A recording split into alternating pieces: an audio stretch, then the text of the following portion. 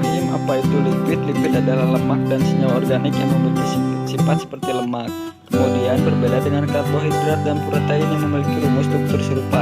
Rumus struktur lipid tidak serupa dan bukan merupakan polimer seperti KH dan protein. Kemudian bagaimana sifat kimia lipid? Yang pertama, asam lemak adalah asam lemah dengan pH di bawah 7.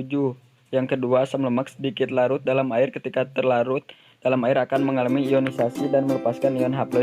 Dan yang terakhir, dapat bereaksi dengan basa membentuk garam yang dikenal dengan sebutan sabun. Kemudian bagaimana sih sifat kimia atau fisika lipid? Yang pertama, sifat fisika lipid yaitu sukar larut dalam air tetapi mudah larut dalam pelarut organik seperti eter, aseton, kloropon, dan benzena. Kemudian dapat diperoleh melalui hewan maupun tumbuhan dengan cara ektasi menggunakan alkohol panas, eter, atau pelarut lemak lainnya. Dan ketika lipid rantai pendek memiliki titik leleh yang rendah. Dan yang terakhir, semakin panjang rantai karbon pada lipid, maka titik lidih akan semakin tinggi. Adapun metabolisme lipid, yang pertama pencernaan lemak, penyerapan lipid, pengangkutan lipid, katabolisme lipid, dan yang terakhir adalah biosintesis lipid. Selain ada metabolisme lipid, ada juga katabolisme lipid. Yang pertama, setelah kilomikron atau lipoprotein lain mencapai jaringan, maka partikel ini akan dipecah oleh enzim lipase di permukaan luminal sel. Trigliserida akan dipecah menjadi asam lemak dan gliserol, sedangkan kolesterol tetap dalam bentuknya. Yang ketiga, kelebihan kolesterol akan kembali mengalir melalui darah menuju hati. Dan yang terakhir adalah dalam sitosol, sel gliserol akan dikonversi menjadi gliserida 3-fosfat yang merupakan perantara dalam glikolisis untuk mendapatkan oksidasi lebih lanjut dan menghasilkan energi. Adapun tahap penyerapan lipid, yang pertama, asam lemak yang dihasilkan dalam pencernaan lemak akan bergabung dengan kolesterol membentuk struktur misel. Kemudian asam lemak dan monogliserida kemudian meninggalkan misel dan berdifusi melintasi membran untuk memasuki sel epitel usus. Dalam sitosol sel epitel, asam lemak monogliserida kembali diubah menjadi trigliserida. Kemudian trigliserida dan kolesterol diubah menjadi partikel kilomikron. Kemudian partikel kilomikron adalah gabungan trigliserida, kolesterol, dan protein transport.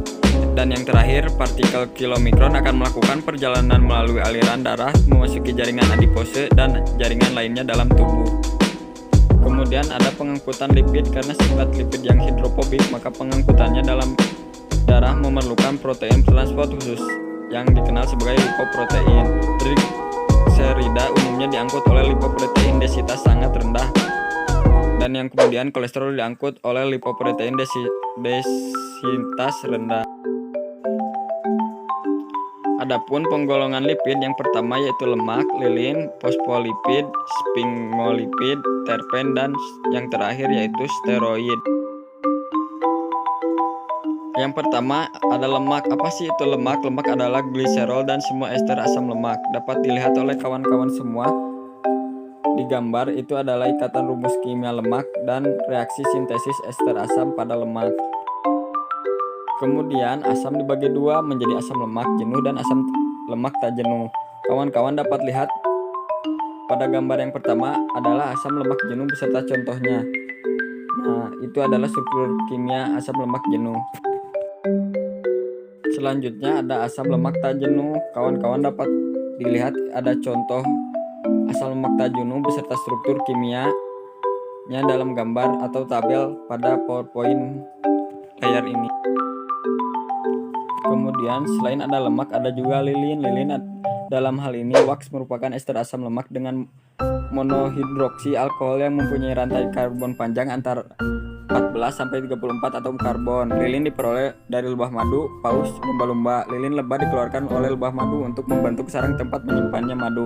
Lilin pada sebagian kepala paus maupun lumba-lumba disebut spermaceti. Kemudian ada sphingolipid. Sphingolipid yaitu salah satu jenis serepsida terdapat terutama dalam jaringan saraf. Adapun terpen. Terpen merupakan senyawa molekul umumnya terdiri atas kelipatan 5 atom karbon. Contohnya yaitu pinen, geraniol, kamfer, karoten, vitamin A, pitol, dan squalene. Selanjutnya yaitu fosfolipid. Fosfolipid adalah gliserida yang mengandung fosfor dalam bentuk ester asam fosfat. Pada tumbuhan, fosfolipid terdapat pada kedelai. Pada manusia dan hewan terdapat dalam telur, otak, hati, ginjal, pankreas, dan paru-paru dan jantung. Sekian dari saya. Wassalamualaikum warahmatullahi wabarakatuh.